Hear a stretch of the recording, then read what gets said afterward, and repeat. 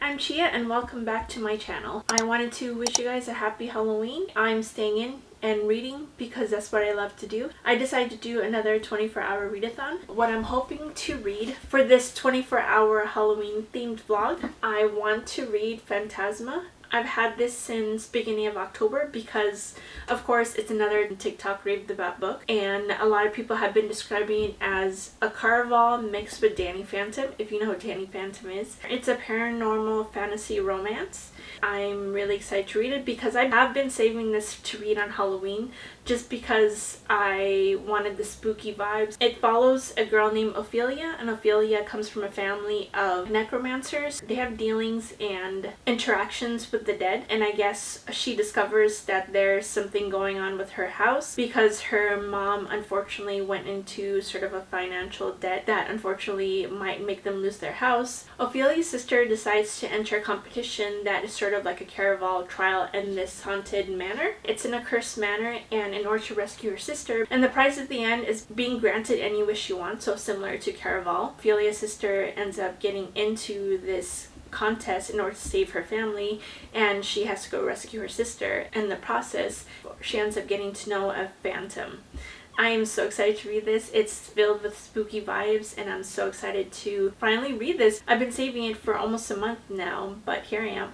The next book that I want to get into is The Good Girl's Guide to Murder. This is the first book that is a part of the Good Girl's Guide to Murder trilogy. I'm not too sure if every single book follows a different mystery that they have to solve or what the main character has to solve. I don't know if it lasts 3 books. This was adapted on Netflix. I like reading things first before I end up watching shows or any movie about it. It follows a girl named Andy Bell. It follows a girl named Pip, and it follows her while she investigates a murder that happened with a popular senior named Andy Bell. They blamed her boyfriend at the time, but as Pip goes on more, she discovers that he might not be the murderer after all. I'm excited to see this through, and I guess she befriends the brother of the boyfriend of Andy Bell. And I like murder mysteries. It's a YA murder mystery suspense. I haven't read a YA non-fantasy book in so long, so I'm excited to see how this is written and how this goes through. I don't have any other books on the TBR for this 24-hour. Of course, I'm not going to stay up because sleep is important and I don't want to do that to myself, but I might do 12 hours today and maybe 12 hours tomorrow, or I might start 12 hours tomorrow. We shall see. Anyways, let's get this reading vlog started.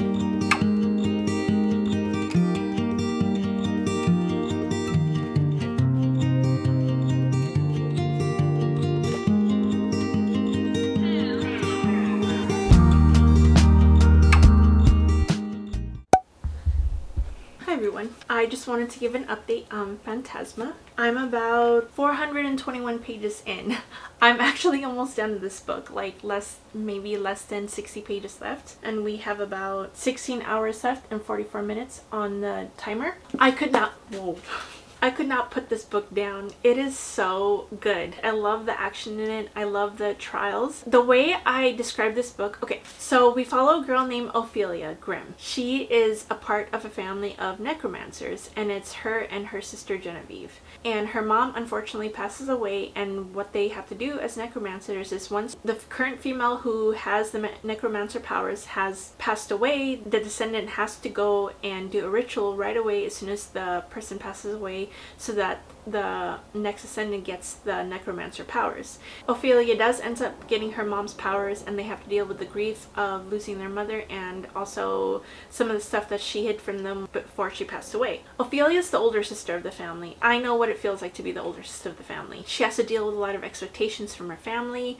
She was the one that her mom taught how to do everything about necromancy. Her mom basically helps out the people in this city, and it's set in New Orleans, where they go to her mom in order to be able to contact their loved ones that are passed away. Ophelia has this legacy now, but she doesn't want it. She doesn't want to live in the manor that has been in her family for hundreds of years because she wants a different life. And she is kind of jealous of her little sister Genevieve because Genevieve never really had the pressure of being the one to take on the family name. Genevieve was basically able to live her life how she wants to, and she wanted her sister to be able to travel the life with her. But unfortunately, since their mom passed away, she has to take the mantle of becoming the necromancy of the city. They find out that her mom kind of got into bad debts with the house, and unfortunately she owes money to the bank for it. Genevieve ends up entering into a contest called Phantasma, and Phantasma is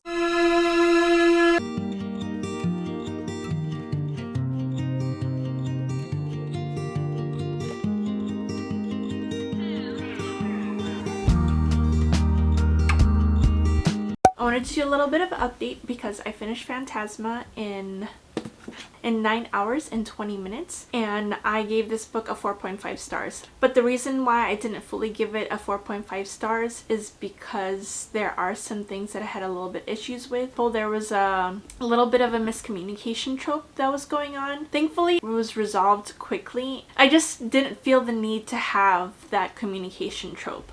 I just don't think that it needs to be there, and I just felt like it kind of took a step back for the two characters who were in a romance with. But again, it is set in a fantastical world where he's a phantom, so I don't know how realistic that I'm trying to get with this book. Either way, I did like it. I gave it a 4.5 stars. The other issue that I had was that I felt like the ending wrapped up a little bit too quickly. I think it was too easy. There were some revelations that happened at the end. There was a twist, but that twist I did see coming, but the way the characters reacted to it, I just didn't feel like it was realistic to what their situation was. And I do like how it ended, it's just that I felt like it was just a little bit too neat, and I didn't think it should have been that neatly put away, especially with how long we went through with the conflict and everything. But otherwise, it's a very quick read. I think this could be used as a great palate cleanser because the world is not that hard to get into, and the setting is very easy to understand because literally they're in Phantasma for a majority of the book. But I love the games and trials in it, and a lot of the trials also reminded me of Saw because a couple of them got really gruesome, and a couple of them you have to decide whether or not to either sacrifice your life or another person's life. There are some characters you run into that you understand why some characters were chosen to be, sacrifices. Very recommended for this. Right now I currently have 15 hours and 38 minutes left, and I'm trying to figure out if I want to. It is currently 1:09, and I'm trying to figure out, because I did start reading the other book that I wanted to read, which was The Good Girl's Guide to Murder, and in all honesty, I'm actually not really feeling it. But thankfully, my arc for Bound by Fate came in today, and I am so excited to read that book because the original book was Bound by Worthy of Fate. It's the second book in the Worthy of Fate series. I think that's what it's called. I want to say that's what it's called. My arc came in, and I'm so excited to read that one. So I'm going to deviate, and I'm going to spend the rest of my 24 hours reading Bound by Fate. I hope you guys don't mind. I'm going to try to keep it as spoiler free as possible because it is the second book. I will keep you guys updated on what my thoughts and feelings are about it, so come along. Hopefully I can finish it within the 15 hours. I should be able to because I don't believe it's that long. I'll update you guys when I have another update. I just wanted to come in with a little update. I am sitting on 14 hours 38 minutes, and like I said, I started Bound by Fate by A. Caudle, and it's going good so far. I'm only about 16-17% in. It's rough. It's rough because a lot of the characters are going through a lot right now because a lot of them are separated due to certain actions that were taken at the end of the book.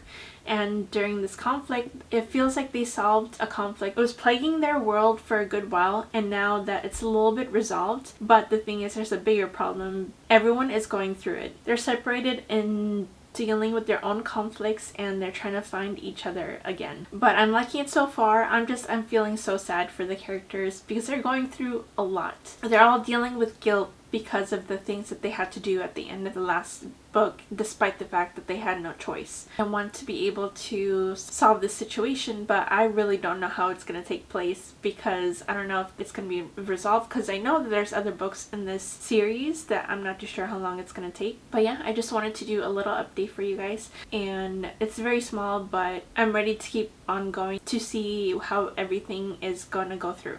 Hi guys, happy Saturday. I am back with another update. I finished Bound by Fate, and I finished it within about 10 hours and 20 minutes. So I have about 5 hours and 20 minutes left on the 24-hour timer. I have some thoughts about this. As I said, this was an ARC copy, and it's a second book in a... I'm not even too sure how long this series is gonna be. And in all honesty, I feel like it's getting the second book syndrome right now. I was very excited to get it, and the first few chapters was great because it was continuing on to other characters that I wanted to learn more about. They're reeling from the thing that happened at the end of the book. They're trying to figure out how to get back to each other.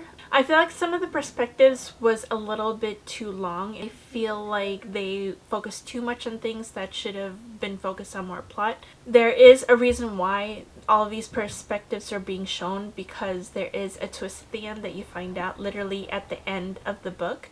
Of course, I'm going to keep reading on because I do like the characters. I don't like how it went on for 300-400 pages about a POV that I'm trying to understand why I'm caring about, and it got tied up at the end really well because now I understand why these things were happening. I have a few gripes with the story because I just feel like it did get a little bit of the second book syndrome. And so this book ended up being maybe a 4 stars for me. It's weird going into a book and thinking that it's going to be 5 stars within the first few chapters, and then it's slowly going downhill. I also felt that the main character, the main female character, like, she wasn't even that much present in her own story. And I get it. I get that the other chapters were supposed to be showing a different perspective because you have to understand the reasoning behind other people's opinions and stuff, because the author's trying to convey like a backstory for one of the characters. It is not, to my opinion, what it should have focused on, or at least maybe shorten the chapters, because it showed a lot of perspective where the plot would not go forward for a while, and you're trying to figure out why these certain things are happening. And you see a plot twist at the end and you're like, oh, that's the reason why this is happening. That's the reason why. But at least tie it up like with less chapters. And I was just not happy at the fact that I didn't get as many perspectives as I wanted from certain people. I just felt like it was necessary for things to happen for these characters to grow. I was a little bit disappointed, but understandably I'm trying to get past it because I did like the ending. In between reading Bound by Fate, I started reading a book called A Curse of Shadows and Thorns. It's a part of the Broken Kingdom series by L.J. Andrews. L.J. Andrews is known for her Everking series. I think that's the one where it's like pirates and it's on water, or maybe that's a different series that I'm thinking about. The Broken Kingdoms, it follows a different set of couples, I think. It's a 9-book series, so it's pretty long. So I decided to start reading the first one, and I started reading it in between Bound by Fate because, as I've stated before, that I need to have little palate cleansers in between. If I start focusing on a world too much, then my brain starts to like getting muddled. I need to move on to a different story. But also, when I was getting through some of the parts that I was getting frustrated with in Bound by Fate, I needed to go into a different book to relieve those frustrations. Otherwise, I would have put down Bound by Fate and like probably not have picked it up and like left it alone for the next like few weeks. But thankfully I finished it. But I did move on to the Broken Kingdom series, Curse of Shadows and Thorns. And so what's going on right now is that we follow a girl named Elsie. Elsie or Elise? Elise. Elise is the niece of the king of the kingdom, and they live in a world where there are 2 divisions between Etins and Tinorams, and those are the 2 people who live in this world. And there's a story about Night Fae, and I'm not too sure. The lore sounds really interesting, but in this book we follow a girl named Elise. She has to find a match. Her uncle the king is making her go through this because he wants her to have an advantageous marriage, because he wants the full family line to be able to become really strong. So he asks her to, he doesn't necessarily ask her, he forces her because he forces her because her dad is sick, and then he basically uses his sickness as a means for her to find a match. There's somebody named the negotiator who comes in because he negotiates like who gets to have her hand, and his name is Legion Grey. And Legion Grey is their titles are different, by the way. They call each other Heir, H-E-R-R, Heir, and then they call her Kivana. Everyone has a different title in this book, and Legion comes in to help negotiate the terms for her marriage. He's a negotiator who fields through all the possible candidates. She doesn't want to get married at all because she feels like her freedom will be taken away from her once she gets married. They get to know each other, and I'm about like 200 pages in already. I think I'm almost done though. I started at 5 hours 20 minutes for it, and now I'm down to about 2 hours and 47 minutes. So most likely I will finish the book by the end of this 24 hours, and depending on how much time is left, I might not pick up another book because I don't feel like I want to start another book within the last hour of a 24-hour challenge. So this might not be fully the 24 hours. I'm about 100 pages away from finishing. Right now they're going through sort of like a conflict because there's a lot of people who do not like the rule that is happening in the world because there's a lot of division. There's a group called agitators, and agitators are the ones who are rebelling against the king's rule. Whenever any rebellious people come and try to attack like the royal family, they are tortured to rat out the rest of their agitators. Elise doesn't completely agree with the torturing that's going on with these people, but she wants to find a way to change it, but she doesn't necessarily know how. We are going through a series of like not only her trying to find a match and the conflict of that, but she's also starting to get to know Legion, and an attraction is forming between them too. Of course, there's the conflict of they can't be together because she does have the position of being a part of the royal family, and she has to make an advantageous marriage that will be approved by her uncle. So that's where we're at right now, but there's some like insurgence that is happening, and Elise is finding out things that is kind of rocking her world, to be honest, which is like, you know, this typical with romantasy, fantasy stuff like this. Like I said, I have like maybe less than 3 hours left on the clock for this, and I'm hoping to finish it within the next like couple hours or so, because I do have only 100 pages left. But I'll up to you guys when I am done.